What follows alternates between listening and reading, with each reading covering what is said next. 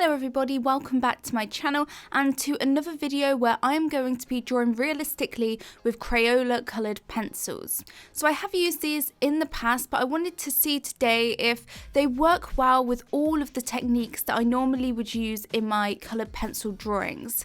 So let's get straight into it, and I'm going to be drawing this owl. So I'm going to show you how I got to this final result using cheap Crayola coloured pencils.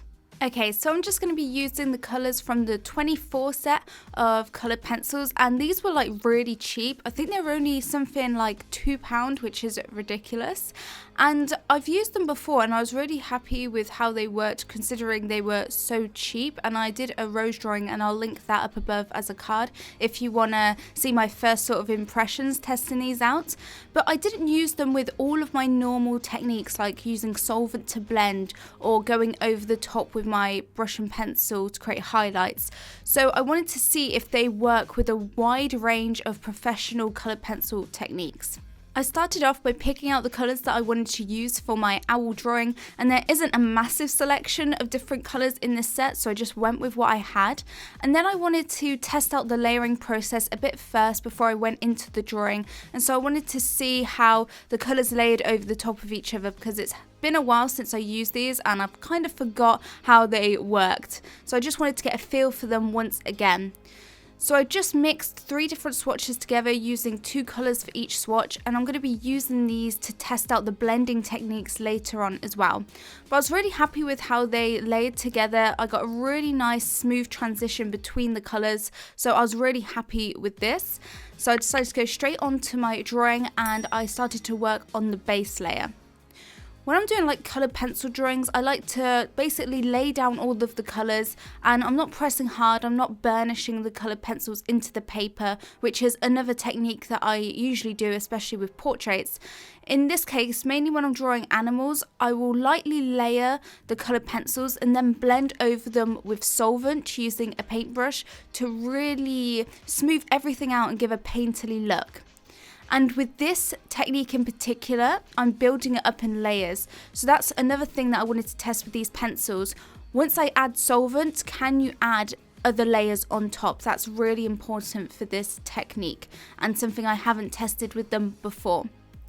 So I simply started off by going in with my black pencil, and I used that to mark out all of the darkest shadows throughout the piece. And this is something that I do generally do throughout any animal drawing. I do tend to block in the darkest colours first. And then I worked on the eyes, adding some yellow and some darker shading. And I'm going over and I'm getting in a base tone for the feathers now, just using a few different shades of brown. I first went in with some lighter brown, and now I'm just going in with a darker brown just to get in those shadows.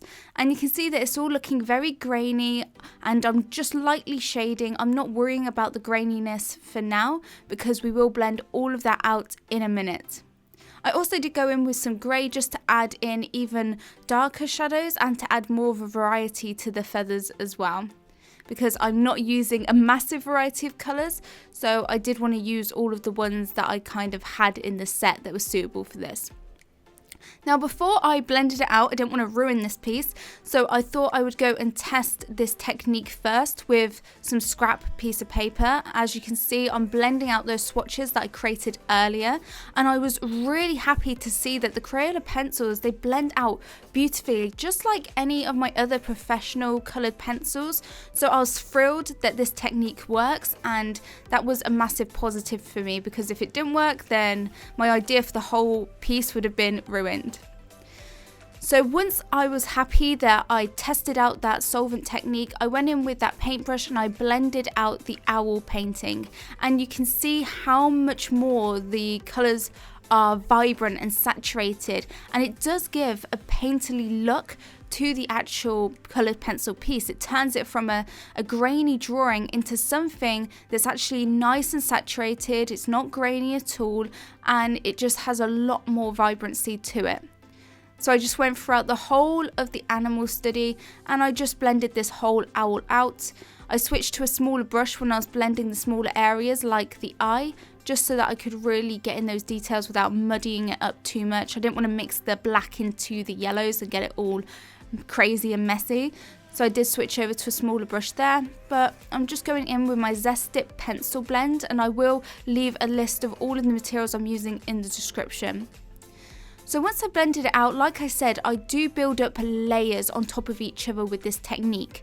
So I let my little swatches of solvent dry, and I wanted to go in with more of the pencils to see whether it layered well on top of that previous layer.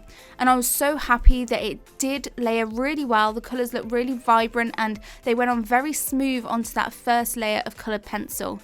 And I do remember that when I did my first test with these Crayola pencils, it was difficult layering colours on top of each other. So with this technique, it actually works really well. And then I went in and I did the same thing with the owl drawing, just building up more and more shadows. And I usually do this second layer to darken the shadows up. So I'm adding the black to those darkest areas to really make them pop. And I also use it to add details. So we've kind of got a base layer down for our first layer, but we haven't got in many details for the feathers. So I really wanted to use this layer to go in and add a lot more texture to this drawing. And another thing that I did test out was I wanted to see whether you could blend that second layer of coloured pencil back out with the solvent, and I was really happy that that worked as well. So I haven't had any problems with my techniques so far with the Crayola pencils. Just before we move on to the next step, if you do want to see the full real-time tutorial for this owl drawing, then it is available over on my Patreon in real time with voiceover, so you can follow along with me as I draw this piece. I offer the references, the sketch outlines, as well as a full materials list, so you really can follow along with me. And over on my Patreon, I've got over 300 tutorials that you can get instant access to when you sign up, not only for coloured pencil, but for other mediums like charcoal, watercolors, pastel and markers as well. So there'll definitely be something on there for you. So if you do want to improve your drawing and painting skills even further, then I'll leave a link in the description to my Patreon so you can check it out. But now let's get back to the video.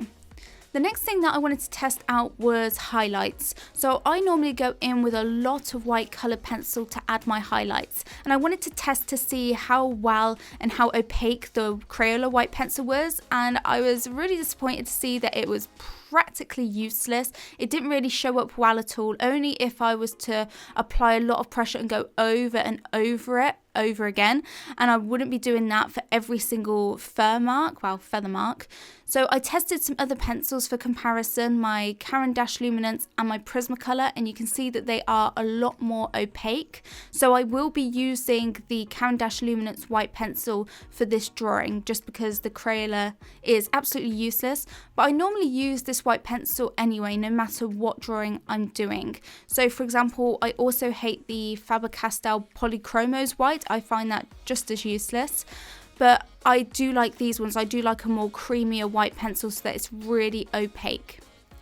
So I'm just going throughout with the white pencil to add some little highlighted feather markings, and I'm also going back throughout this piece with some brown pencils just to add a bit more saturation to the feathers because it's looking a little bit washed out. And once again, I had no problems layering the different colours over the top of the previous layers, and I find that layering your colour pencils really helps to give depth to your drawing. I also wanted to go back over with my brush and just soften out the markings on the body to give that more of a softened look, and so they weren't so harsh, just to add a bit of depth because the body would then be a bit out of focus. And as you can see, it just makes that area pop even more because it's nice and saturated now, and it just softens out all of those harsh pencil strokes so that the face of the owl is what we are focusing on rather than the whole thing. Another key technique that I like to use with my coloured pencil drawings is I like to add highlights with my coloured pencil titanium white powder and touch up texture. These are two products by the company Brush and Pencil, and when you combine the two, it's like a powder mixed with a liquid. It creates this white paint consistency that goes on top of coloured pencils and is made for coloured pencils, so it's archival. So even though you can use something like a white gel pen or gouache or something like that, they are not archival on top of coloured pencil, which means that they can chip off over time or just have some weird reactions. But this is specifically made to go over the coloured pencil, so it'll be fine. And once again, I had no problems applying this on top of the layers of Crayola. It stuck to it really well and it worked just like it normally would with my other pencils.